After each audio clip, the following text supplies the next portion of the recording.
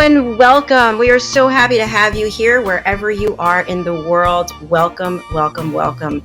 You are watching USA Global TV, home of Talking Heads, or maybe you're listening on Business Talk Radio out of New York.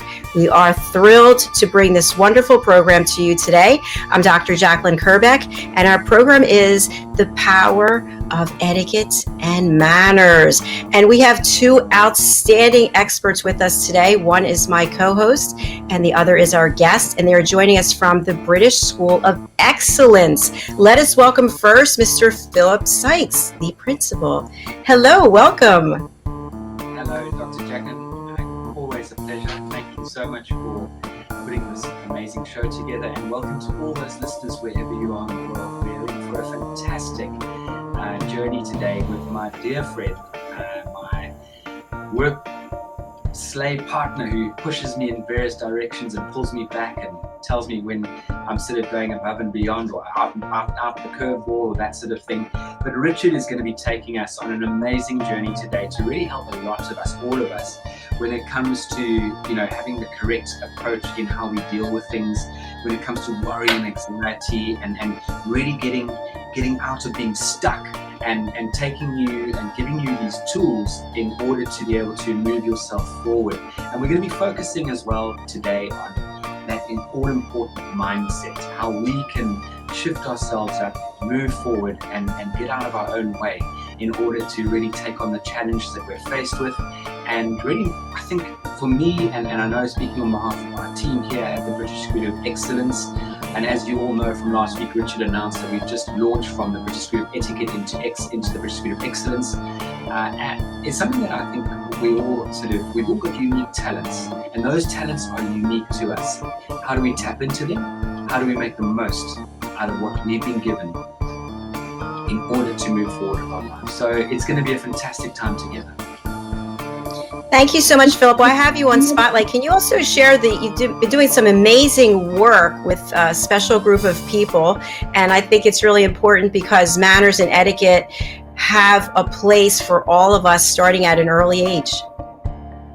Couldn't agree with you more, Dr. Jacalyn. Everything is about how we are educated or how we are introduced in life. How do we get introduced into dealing with situations, or we as adults, I think the responsibility sits on our shoulders, because we're so ready to say no, we're so ready to belittle someone, we're so ready to, the old adage in life, and I don't like, I hope the audience takes it in the right way, it's monkey see, monkey do. If we've been dealt with in a certain way, we're inevitably going to deal with people in a certain way going forward in our lives. And we all have an opportunity, and I think a duty and a responsibility, to give our children the tools, the quintessential tools of good etiquette and manners, because in that way you're going to set them up for the rest of their lives. Not all of us are born with, being the sharpest person or a rocket scientist or a professor or a mathematician.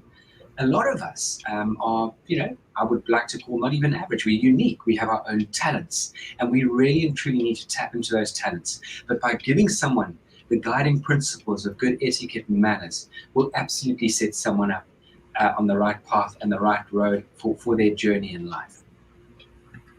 Very well said. Thank you. And Richard has been here before. He's provided so much incredible content. So thank you again for the introduction. You two work together so well as a team.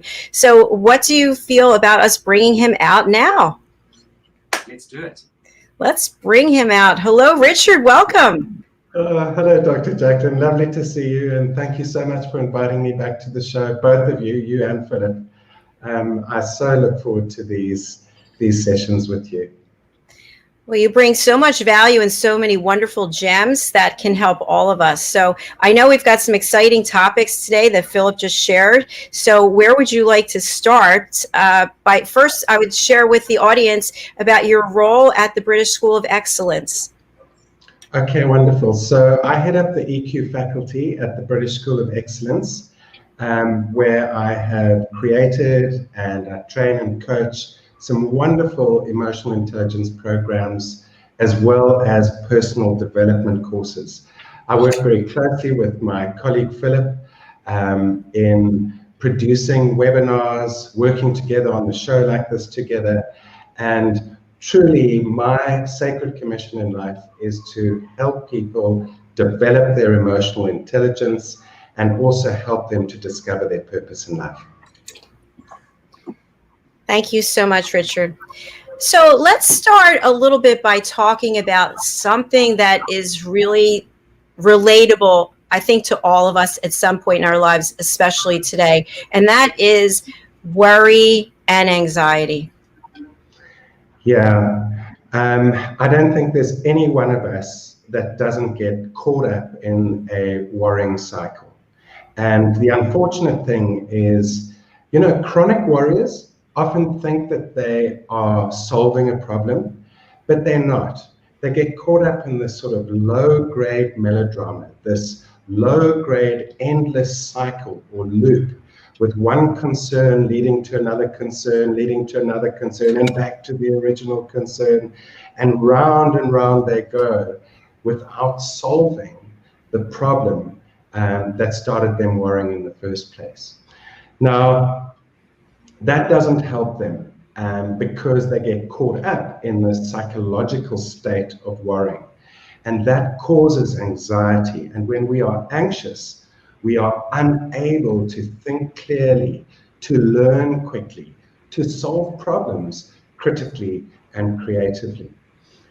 And then, of course, that just feeds into the anxiety, and the anxiety gets worse.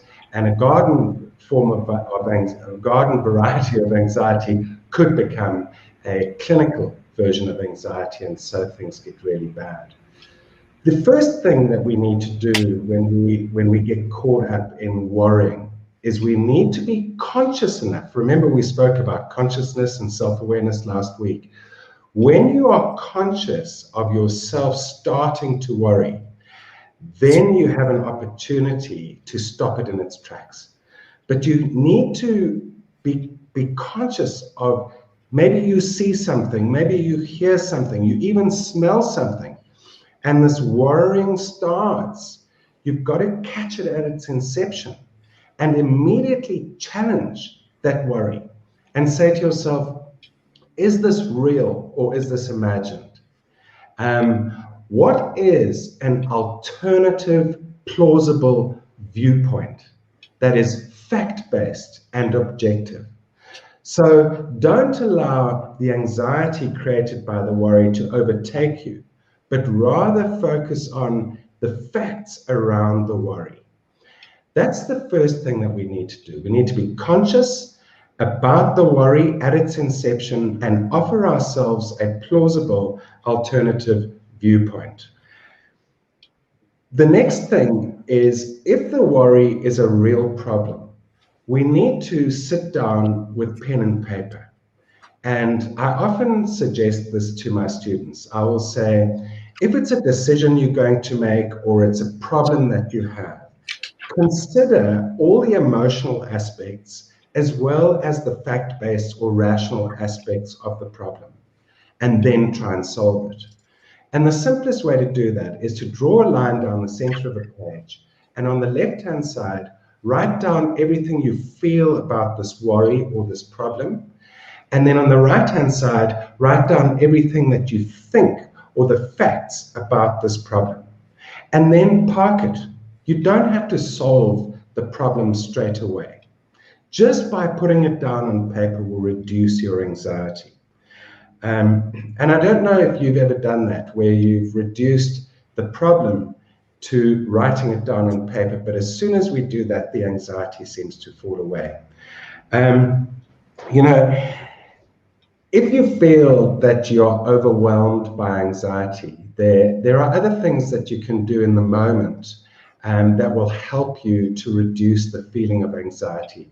You mentioned last week, Dr. Jacalyn, that when you go and get your pulse taken at the doctor, you think about being on a beach, watching the waves crash. And actually what happens is when you visualize something beautiful like that, your heart rate slows down and your blood pressure goes down as well.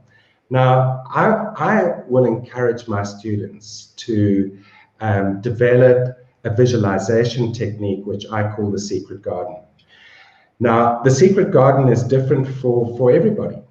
I like to encourage people to say, do you remember a time in your past where you felt completely at ease, completely at peace with yourself, content, at one with nature?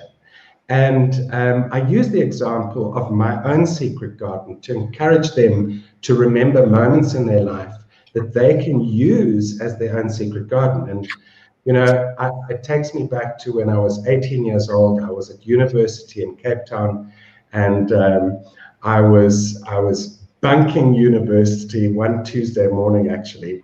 It was 10 o'clock in the morning. I took myself out to this incredible, beautiful beach called Llandudno in Cape Town. And I parked my car, and because it was during the work week, nobody was on the beach. And I clambered over some rocks and walked across another beach, and clambered over some rocks and walked across another beach.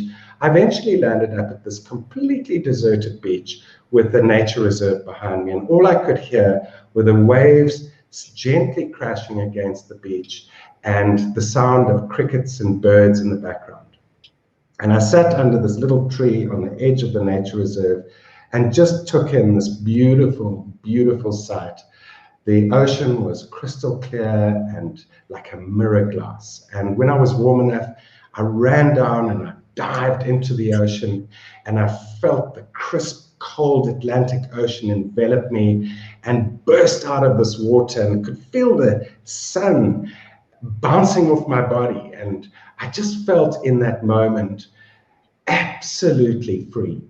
And I go to that place when I am overwhelmed by anxiety.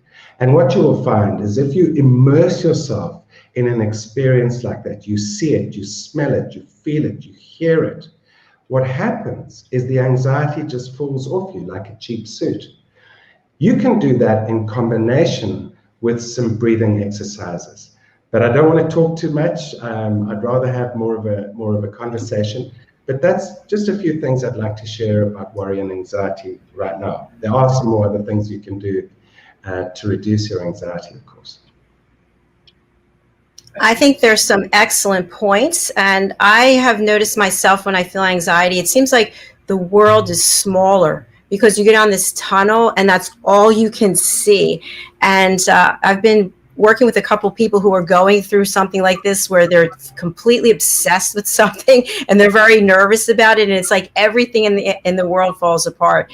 So I love these tips that you gave to help us in the moment realize what's going on and to actually take action. Philip, what are your thoughts? Yeah, I mean, I just pray and hope that everybody out there has a pen and paper in hand, or at least are able to sort of listen to this and later write down some of those amazing. Those are very, very sort of clear tools, and it's something as an organization that right from the outset, how did we differentiate ourselves from our competitors, and not even competitors. We just wanted to sort of get rid of the old fashioned idea that etiquette and manners is all about knives and forks and blah, blah, blah. We wanted to let people understand that there's power in etiquette, manners, and your emotional intelligence. And I always use, whenever and Dr. Jacalyn and Rich knows this, you both know this, but whenever I bring in the word etiquette and manners, it 100% is encompassed with the EQ, your emotional intelligence. And it was very much the driving force behind giving people the correct tools to move forward in their lives. So whether it's youngsters, teenagers, adults, this is something that's a key ingredient. And Richard has summed it up beautifully because, for example, in our Mindset and Manners, which is our teenager program, and actually a program which we've just been running in Bermuda to a lovely school there called Chatmore, to 10, 12, 14-year-olds. And we talk about mood control. You know, we talk about, which Richard is, you know, he's the guru in this. And again, I want to just drop in there that anyone listening, if any of you have ever sort of wondered or pondered on how you can move forward in life, I'm telling you right now, you need to be looking at your emotional intelligence journey at the forefront of everything. But we give our students this opportunity to understand, you know, a little bit, dig into a bit of self-awareness and digging into that self-control. And then we give them some tools on how to manage, which ways can we manage our mood? How can we help ourselves? And just as Richard just shared, I love that secret garden. And many years ago, and no, actually it was in lockdown, it was last year, we had this lovely young girl on our ETIQUETTE course. She's 9 years old. First day we kick off, and the lovely class, I think there were 8 in the class, and from all over the world. And this young lady came on the second day, and I could see there was something bugging her. You read the body language, and I said to her, let's call it Jennifer. I said, Jennifer, what's up? No, I'm fine. And the head goes down, the body language, as you said, doctor, smaller. All of a sudden, everything. And I said, come on, I said, I tell you what do you love doing in your pastime? Where do you go on holiday? And they were a very fortunate family. They go to the Maldives. I said, what do you love about the Maldives? She said, I love snorkeling. I said, okay, you and I are now going to put our masks on, and we're going to go snorkeling together. And we jumped into the water together, and we said, did you see that parrotfish? Look at the colors on that turtle. Look at the colors on the carp. And we went through this lovely little imaginary snorkeling experience together. And I said, okay, now we're going to come out the water. We're going to take our masks off. How are you feeling? Are you ready to engage? She was a completely different person. So, it's just so powerful. And it gives me goosebumps in sharing that, because every single one of us have the ability to do this. And you've just got to take action in doing it. Brilliant. Thank you so much for sharing that. And I think it might be helpful to our audience that, they might think that the three of us don't get nervous or have anxiety. And so what I'll share with you is the first broadcast of every day, which is this one. I get very nervous. My heart starts racing. I start perspiring, and I'm thinking, I have to get the production right. I have to do this. I have to do that. Mm-hmm. And right as we start and I'm running the board, I look outside and I see the birds and I see the water, and I just take a deep breath and I say, everything's going to be okay. And if it's not, you'll figure it out. So, Philip, Richard, anything you want to share about times when you feel anxious and what you do to calm yourself down? I'd love to add something else in there. Before I actually went on this emotional intelligence journey, which started about 3 years ago, and I started practicing the tools that we're talking about, the techniques that we're talking about right now, I suffered from really high levels of anxiety. And one of the best ways, apart from what I've spoken about just now and what Philip's spoken about, the visualization techniques, using your imagination, is breathing. And the power of deep breathing, and I will use the power of 5. So breathing in deeply for 5 seconds, and then breathing out for a full 5 seconds. Breathing in deeply for 5 seconds, breathing out for a full 5 seconds. While you're doing that, imagine you're in your secret garden. So it's a combination of oxygenating your brain, giving yourself these good fuel chemicals through breathing correctly in your brain so that you can think clearly, you can solve problems, you can be more alert, and taking yourself to a place where you feel really comfortable and content and happy. And you can literally do that in the space of a few minutes, and boom, you're ready to start your show, you're ready to stand up in front of a class, you're ready to do a presentation in the boardroom. The other thing that I'd love to just add, the sort of final thing about worry and anxiety, and I've noticed this in my own business life and in the people that I work with as well, is when they get too worried or too anxious about work and it starts becoming overwhelming, I always say to them, go to your plan. Now, what's in the plan? I teach this very simple 6-step method. The night before, visualize the day that's coming up and write down the 6 most important things and most urgent things you need to do the next day. Now, it's very important to prioritize those 6 things. And what I do is I share with them this methodology that I learned from Dr. Stephen Covey. And that is work out what is the most urgent and important thing to do. Let's say the scale is 20, or rather 10. And on urgency, it's a 10 out of 10. And on importance, it's a 10 out of 10, i.e. it's a score of 20. It is the most urgent and important thing. That would be number 1 on your list of 6 things to do tomorrow. That is a very simple plan to use on a daily basis to keep yourself from being over anxious, because you've written down and visualized what is important and urgent for you to do.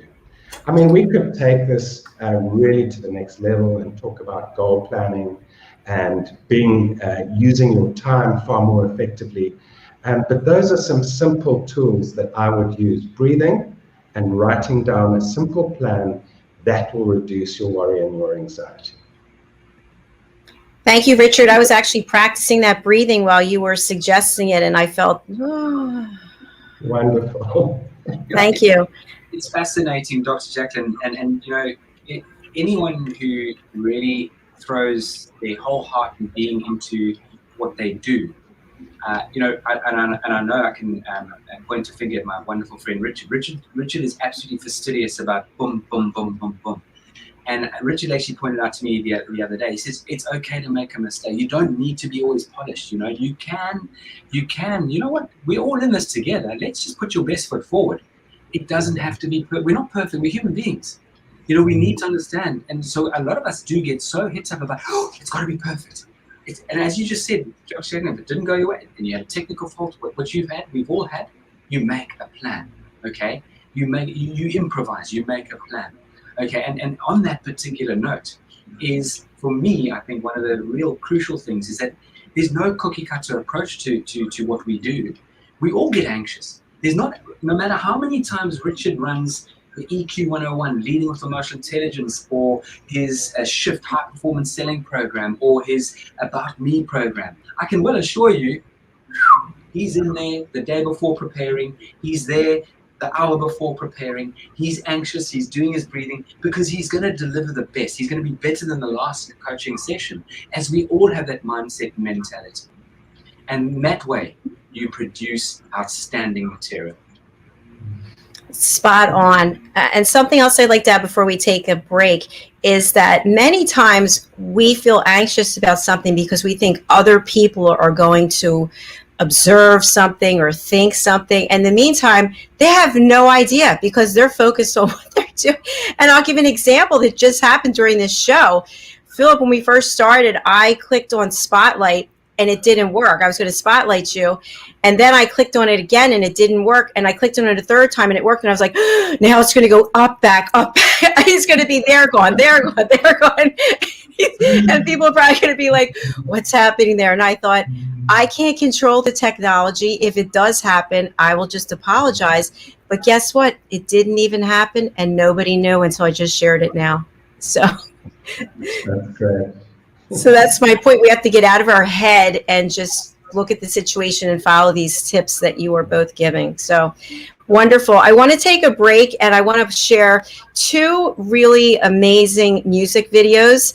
One is from a woman named Sam Sarah, and I just absolutely love it. It's Nothing Is Wrong With Me. And then we will go right to Madeline Chan, Follow Love. And we'll be back here on USA Global TV and Business Talk Radio. Stay with us.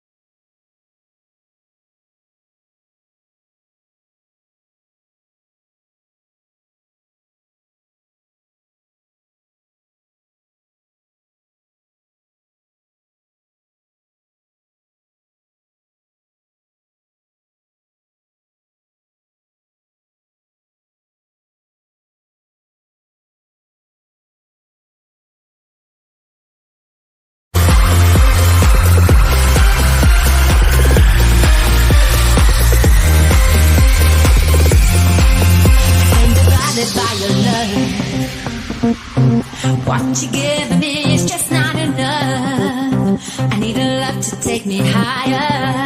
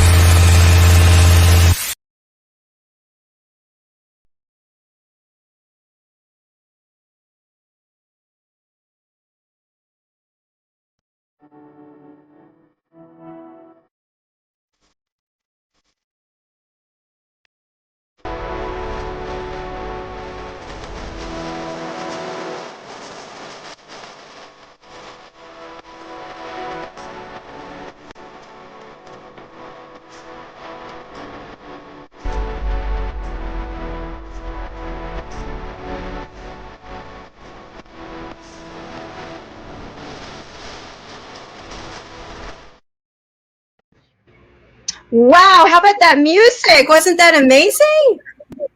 So inspirational. Great Thank you. de-stressor. I saw you moving back there, Richard. Thank you to Sam Sarah and also to Madeline Chan for those sponsorships. We really appreciate it. You are watching USA Global TV, home of Talking Heads, or maybe you're listening in on Business Talk Radio out of New York. Our show is The Power of Etiquette and Manners, and we have two experts here from the British School of Excellence, Philip Seitz and Richard Cullinan. Thank you so much, gentlemen, for being here. I am very excited for this next segment of our show. Let us turn to a growth mindset. Who wants to start? Richard? Okay, if you wouldn't mind, I'll go for it, Philly. So, attitude and mindset are synonymous. So if you have a great attitude, you have a great mindset. And, the thing about having a growth mindset is you have a different approach to thinking than if you have a fixed mindset. Now, the real expert in this field is a lady by the name of Dr. Carol Dweck, who's a professor of psychology at Stanford University. And she says that you get people who have two different core attitudes. One is being a fixed mindset, the other is having a growth mindset. Now, people with a fixed mindset believe that they are the way they are and they cannot change. And that becomes a problem when you are facing challenges because you don't feel like you can overcome those challenges and you feel hopeless and overwhelmed because of it. People with a fixed mindset, on the other hand, are constantly looking to learn, and that gives them a completely different approach to solving problems or dealing with challenges or obstacles. So let's just look at the difference between a fixed and a growth mindset. So people with a fixed mindset believe that they cannot change and that effort to achieve mastery in something is fruitless or not worth their time. They tend to have a desire to be smart. Now, we always want smart people on our teams, but when the going gets tough, just being smart is not enough. The problem with people who just want to look smart and don't want to learn and grow is they will avoid challenges. They will tend to give up easily. And when it comes to criticism, they'll avoid feedback or criticism. But people with a growth mindset have a mindset of looking and learning. They become curious about everything that they experience. And this allows them to embrace challenges, in fact, seek out challenges, even though those challenges might seem insurmountable initially.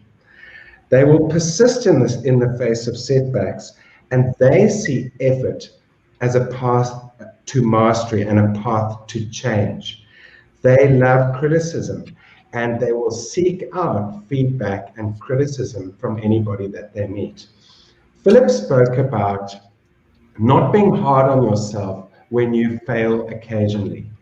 Now, that is part of having a growth mindset.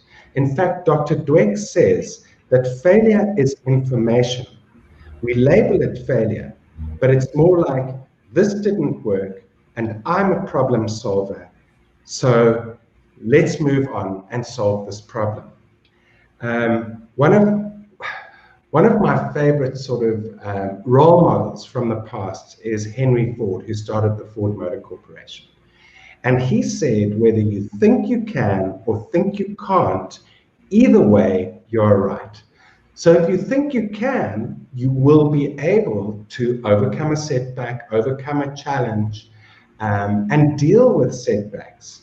And take criticism on board as an opportunity to learn and do something better the next time. Yeah, so that's my first sort of response to the question of what is a growth mindset. Thank you so much. We're going to go to Philip. We have a comment from our friend Roland, the most fascinating journey of our life, from our head into our heart. Thank you, Roland, so much for watching. Roland is the co-host of the Mallorca Connection. So we appreciate his support. Okay, Philip, over to you. What would you like to add about a growth mindset? Well, just to sort of complement exactly what Richard has shared with everybody, and yeah, thank you, Roland, for your comment there. Again, in helping our youngsters through these journeys, it's fundamental to really give them the understanding of the importance of a growth mindset.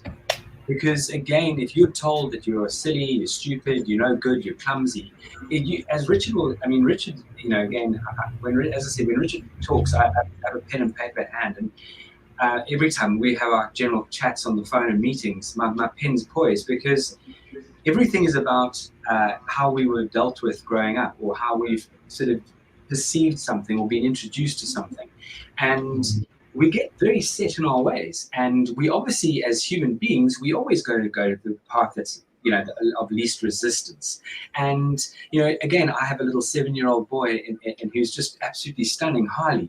And whenever he goes down the slippery route of that sort of tendency to I'm not good at maths, we're going to say to him, you can learn maths, we can help you, and we can support you, we can guide you. And so these are the things, as any listeners out there with youngsters in this world, and this obviously stems right up to adulthood and into organizations. And again, I love the fact that Richard brought up, you can have very, very smart people, but those smart people can hold back an organization because they don't have this incredible growth mindset. And funny enough, again, alluding to some of the messages that both Richard and I share with so many people in this fourth industrial revolution, one of the most powerful things going forward that will be part of our amazing repertoire and arsenal will be this positive, creative thinking, being creative. Because bots and modern technology will be able to do a huge, and it already is doing a huge amount of work and taking charge of this world. But the human touch, that human creativity, the EQ, the communication skills, these are all the facets that are going to help you on your journey to build that amazing growth mindset. And just alluding to what Henry Ford suggested, it's the same as Charles Edison. I mean, how many times did he try and create a light bulb? I think he had 10,000 attempts, but never once did he say he failed. Never once did he say he failed. He just said, I learned how not to make the light bulb. So this is, I mean, as Richard alluded to earlier, on all of this material we're sharing with you, we're just scratching the surface. We could, Dr. Jacalyn, as well as all three of us know, and I'm sure your listeners know, is that we could be here for days sharing incredible knowledge and guidance and giving you the most quintessential tools to get unstuck and move forward. Exactly. I totally agree with that. And I want to just talk for a minute about what it's like when you are with someone, whether it's in a work environment or a personal environment, and they have a fixed mindset versus someone who has a growth mindset. And if you have in a relationship, one with fixed and one with growth, there could be some challenges. What are your thoughts, Richard?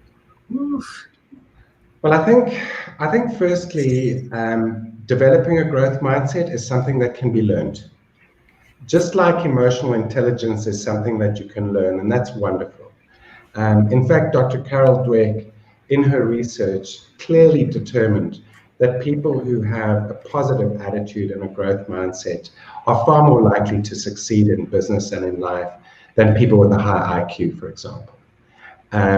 So it is possible to encourage people who have a fixed mindset to grow and to accept that curiosity, rather than being right all the time, is a far more enjoyable and life-fulfilling attitude to have.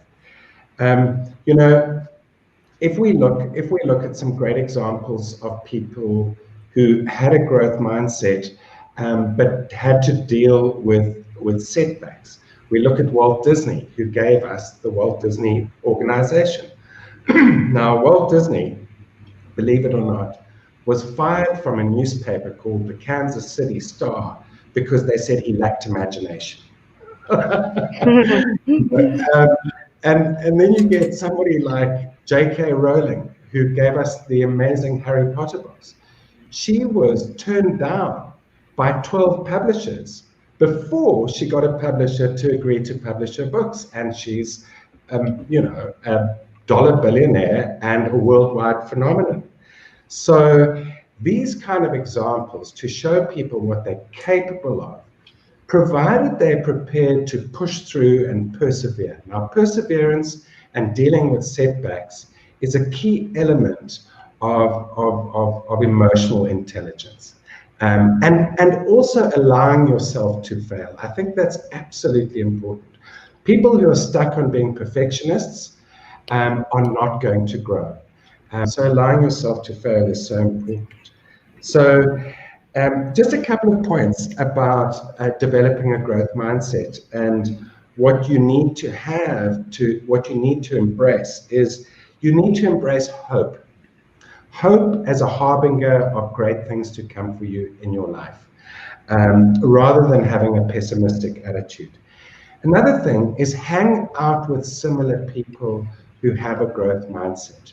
You know, one of my favorite authors, Napoleon Hill, who wrote the book Think and Grow Rich in the 1920s, he said, create a brain's trust around yourself, which is people who are like-minded, i.e. people with a growth mindset, who are willing to give you constructive feedback and be your cheerleader when you're doing things right. And talk in positive ways. Don't talk in negative ways. Don't complain. Don't moan. Nobody likes a complainer or a moaner. And seek out the best books to read. Seek out the best shows to watch, like your show, Dr. Jacalyn, which is always uplifting. And don't allow your fear to overcome your ability to act. Just by acting will reduce your anxiety and reduce your fear of not achieving. And just a couple of things is, when you do something or when you dream of something, expect results. Nobody has ever prayed for something and achieved it or received it without expectation. Expect positive results in your life, and you will draw those positive results into your life. And another thing one needs to do is be flexible and adaptable. Things are not going to always go exactly the way you want them to go, and that's okay. Because if they don't, it's just an opportunity to learn, adjust, go another way, be flexible, find another solution, learn from the failure, and move forward. That little failure might have been an excellent learning opportunity to do it better next time. Ultimately, our attitude determines our altitude. It's been said as a cliche many, many times, but it's 100% true. Brilliant, Richard. Thank you. Thank you so much. Follow-up question I have for the two of you, because we're here to help other people, right? We're here to bring information, inspire. So people out there who have a fixed mindset, who you mentioned, Richard, they may be very intelligent. Is the fixed mindset a result of ego? Is it a result of fear? Is it a combination of both, or is it something else? Who wants to take a stab at that one? I certainly think you nailed it there, Dr. Jacalyn. I think it is a combination of ego. So ego is there really for our self-preservation. And ego is very linked to our sense of identity. And if we feel that our sense of self-preservation or identity is challenged, very often we can respond or react badly. Now, people with a growth mindset do not allow their egos to get in the way of their intelligence. I read an amazing definition of intelligence the other day. And intelligence is being able to have in your mind two competing ideas at the same time. Somebody who's being driven by their ego or self-preservation or want to being right or want to dominate the situation, they're not going to be able to have two competing ideas in their mind at the same time. Whereas an intelligent person, actually intelligent person, would be able to do that. Bravo. Bravo. And again, just just again adding to and complementing what Richard says, I think a lack of confidence also kicks in as well. You get what we call the clever clogs in this world. The person who's got to use the big words, the person who's got to brandish the open chest. I'm the leader. I'm in charge here, and they really do lack that confidence. I think they put up a wall. And that holds them back because they don't like to be proven wrong. They don't like to be seen, in a spotlight. They don't like to be shown up. And maybe that's a hangover from being young, who one doesn't know. Again, this is the power of emotional intelligence, is that when you go on an EQ journey, you can actually unwire the negativity and the badness that's happened to you in the past and rewire your brain so that you can move forward. And just as you can do that with your this is exactly where that growth mindset, you can really guide and steer people to showing them the benefits of having a growth mindset. Because if you tell a person with a fixed mindset, you've got to find a way to deal with a fixed mindset individual. We talk about here at the organization a lot about do unto others as you would like to do them to do unto you, or treat people the way you would like to be treated. But the moment you turn that onto the platinum rule, in other words, treat other people the way they would like to be treated or expect to be treated, then go back to being you, you're going to get far more dynamic traction with individuals. Or even an organization. And then many people now are waking up to the power and importance of these incredible growth mindset characters and individuals, of people who are real sharp creative thinkers. And in that particular scenario, I truly believe, think about relationships, think about our personal relationships, your partner in life. If you've got a fixed mindset, I can guarantee you right now, your relationship's not going to go very well. And when your relationship doesn't go very well, everything else around you doesn't go very well. And it's exactly what we were talking about before coming on board here. What is your environment doing for you as an individual, and doing for you in your career, and doing for you just generally in life? So this whole thing, everything is very, very, very finitely attached. There's a thread going through what we are talking about that brings everything together. And something that really is profound here, Dr. Jacalyn, it's what you have shared. I've been fortunate enough to attend one of your modules in the power of listening, music and drama. And I've had the privilege of meeting Madeline Chan, who is just the most extraordinary individual. But on that amazing show, on that amazing course that you deliver, I truly believe that when you really understand the importance and the power of listening, it'll absolutely be a catalyst to those fixed mindset characters to say, I need to wake up and change. Yeah, I love that. Thank you. Something else I want to add is that through most of my career, I have always done something on the side, a side gig, we call it. So whether it was additional education or becoming a makeup artist, whatever it was. And I've had people just really give me a hard time. And actually, a couple of years ago, a gentleman said, you don't know what you want. You obviously are really confused because you're doing this and you're doing that. And I said, no, I know exactly what I'm doing. I like to try new things. I'm interested in experiencing new things. And so the person kept persevering with it. And so I started questioning myself, and I thought, do I have a growth mindset, or is there something wrong with me? Am I crazy? But I continue to want to experience new things and try new things, knowing that they're not all going to work out. It's that continuous learning that you're such a good example of. I think for all of us, like the average CEO is going to read maybe 10 books a month. Not the top CEO would be reading 10 books a month because they want to learn all sorts of different angles. So I really admire you doing that, Dr. Jacalyn, and that is a perfect example of having a growth mindset, is continuously learning.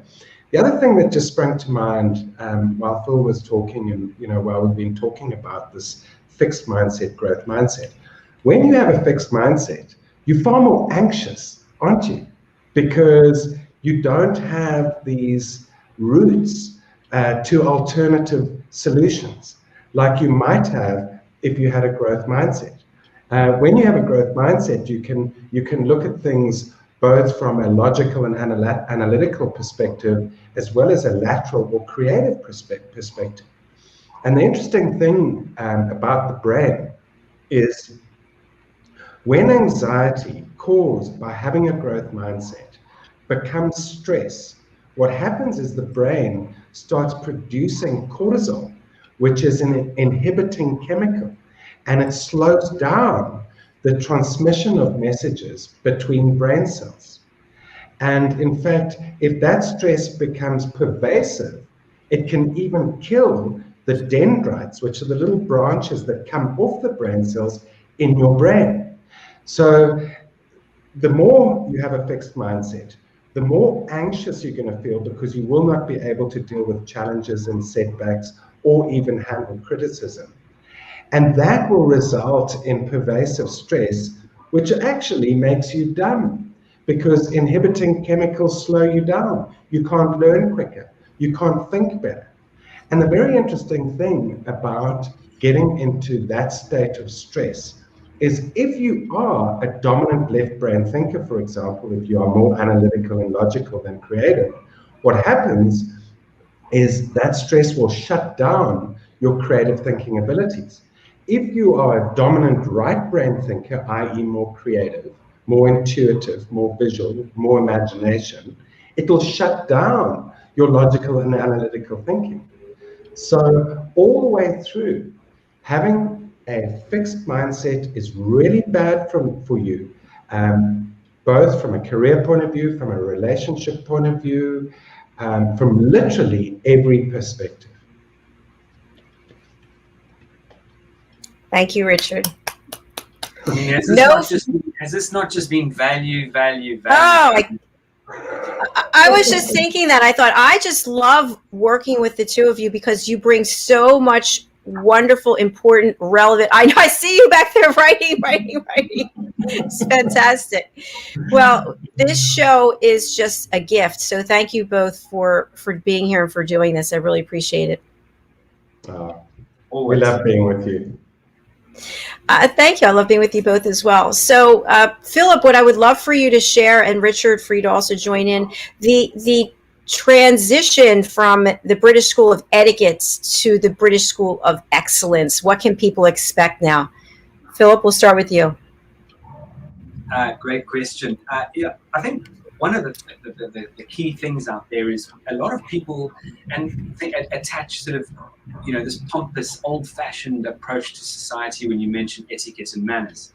And that's why, again, when we launched the organization, we really brought in this strong element of mindset and emotional intelligence to really get people to understand how to put the flesh on the bone and make sure that etiquette and manners, it's a way of life, it's a lifestyle choice. And as hopefully any good business one wants to grow and explore, and our vision and focus is to be the go-to global brand in the world. We are the market leader in our specific sector, and emotional intelligence was always at the forefront of the organization. And then when Richard and I decided to set up the EQ faculty in its entirety, we really wanted to get the message across that people didn't have to go, etiquette, what is that? And why is this attached with this? And because we've always produced such phenomenal material, and I say that, look, one can go online and have a look at our course check results and feedback from students. Our students are telling us this. We decided that there's so much more we can do to connect with the outside world, and predominantly corporates, because I think a lot of corporates found the word etiquette and manners a little bit fluffy. They didn't quite get the connection. And through a lot of deliberation, we talked about that. I mean, believe it or not, when I launched the British School of Etiquette, I'd actually already launched the brand and everything for the British School of Excellence, along with a couple of other sort of names attached to it: the British School of Butlers, the British School of Styling, the British School of Emotional Intelligence. So all of these things were in the pipeline. They were just waiting to pop. It's just like you were trying, you try so many different things, Dr. Jacalyn. So we knew there was timing was everything. And with Richard's influence and being on board, wanting to launch the shift in high performance selling, wanting to really incorporate, the importance and power of time management, presentation skills, and then really give people the flavor of this is all about being excellent. All of these facets that we're bringing in here, that power of listening, the power of etiquette and manners, the power of EQ, the power of style and presentation, the power of being the best you can possibly be each and every single day, all surrounded by excellence. So that's really, I suppose, in a nutshell, is why we have pivoted to the British School of Excellence. And if you can look at that, is the banner, and we've got all these octopus tentacles with incredible material and tools and content to share with the world. Well, congratulations, and let's talk about a growth mindset right there. So you were looking at this for a period of time. You had a strategy and a plan and thought, why limit ourselves to this one topic when we have all these others that we can share? So I think that's fantastic. Richard, what would you like to add? Well, I do have an opportunity to talk to your audience right here and right now, Dr. Jacalyn. So on the 17th of November, I'll be starting a new class called Emotional Intelligence 101. I would love listeners and viewers of this program who have heard some of the things Philip and I have been talking about around emotional intelligence to go on our website, www.thebritishschoolofexcellence.com. Click on the Emotional Intelligence tab, have a look at the Emotional Intelligence 101 class that I'm starting on the 17th of November.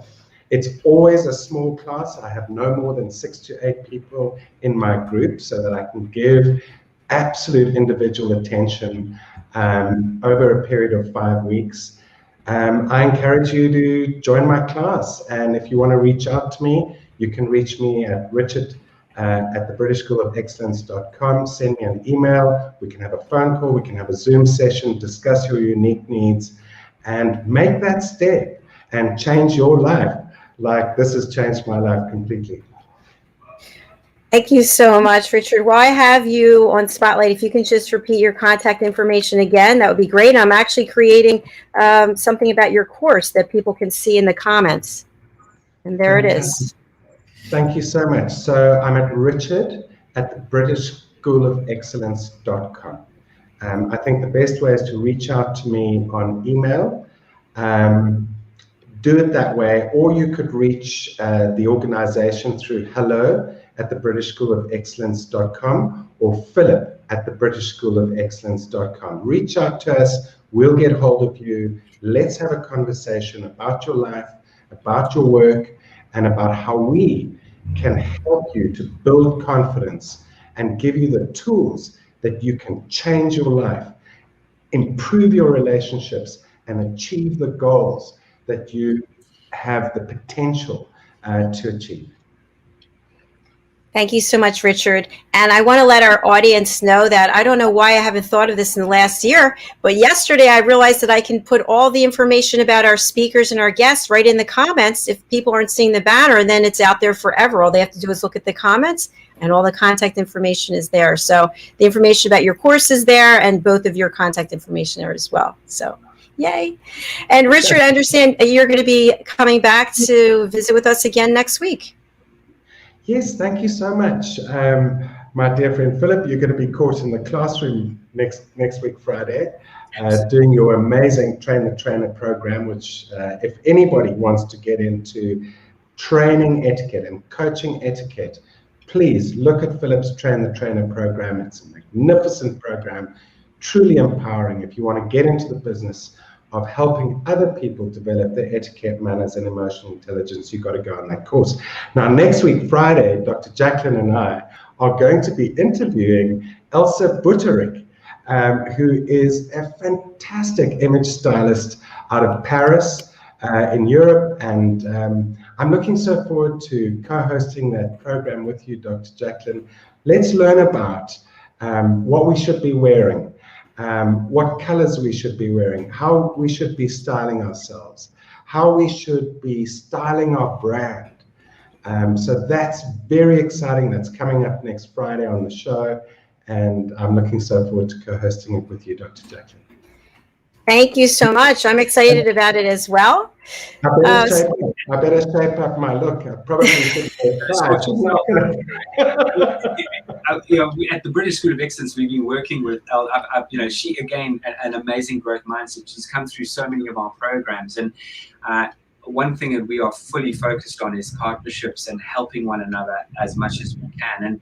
And I've had the privilege of working with Elsa now for the last 3 or 4 years, and she really is a mine of information. She's got that wonderful French accent for a start, and she's spent a lot of work doing a lot of work in Miami in the past, Paris, London. So she's incredibly a very global, got huge global experience. But I just want to add a little bit of value to this, just to lead into next Friday. And I'm sorry I'm not going to be with you all. If there is a break in my course during the course of Friday next week, I'll definitely try and pop in. But many years ago, like a lot of us tend to spend so much time wasting our time on social media, as in flicking through Facebook or flicking through, I don't know, all this nonsense that's out there. And one thing I've always been very focused on is just what Richard was saying. You want to see the top people in this world? You want to see people who succeed? I'll show you their library. I'll show you the books they read. And I've always made it a very sort of poignant point in my life to take an advantage of me time. And getting on aircrafts in the past, I would always look for something of educational value first, before I sort of sat and relaxed, ready for the journey. And one of the many things that caught my attention was a fantastic TED talk, and it was talking about style and talking about clothing and image. And think about this, and I always have my pen and paper, as I think a lot of you know now, but what you wear can affect your mood. And clothing affects your health, well-being, and mood, and what you wear matters. There's a thing called enclothes cognition, and it's a symbolic meaning of clothing and the symbolic feeling of wearing clothing. It's a direct correlation of how you feel about yourself. And funny enough, there's a professor here in the United Kingdom called Taryn J. Pine, and she wrote a book called Mind What You Wear, The Psychology of Fashion. And she states in her book that when you put clothes on, you adapt to the characteristics of what you are wearing. And that's why you feel invincible when you put on your power suit. And I just really urge all of you to show up. And everything in life, you talk about growth mindset, 90% of it is showing up. Yes, hear, hear. Woo! So that's what it's about. Yeah. Yes, it is. Well, gentlemen, it has been an absolute pleasure and privilege and honor to do this show with you. And I'm so glad that we have so many people watching and getting a lot of value out of it. So well done. Thank you, Dr. Jacalyn, as always. Rich. Yeah, thank you, Dr. Jacalyn. Thank you, Phil, for having me. And I'm looking so forward to seeing you next week, Dr. Jacalyn. As am I. And as I mentioned in the comments on all the social media platforms are your contact information. Philip, I just posted about Train the Trainer. And we have your course, Richard, so people can go there and see it and sign up. Don't wait. Yeah. Go from a fixed mindset to a growth mindset and watch your world expand. Exactly. Love it. All right, we are going to close out the show right now, and we will be back with fashion, fitness, travel, and leisure at noon Eastern time, which is 4 p.m. British Summer Time. I also want to announce that here in the States, we are going to daylight savings time on the 7th. So this week, the shows have been all different times, but now they'll be back to the regular schedule, if that makes any sense at all. Yeah. Great. All right. Thank you, everyone. We'll see you again next week. Bye. Bye-bye. All right.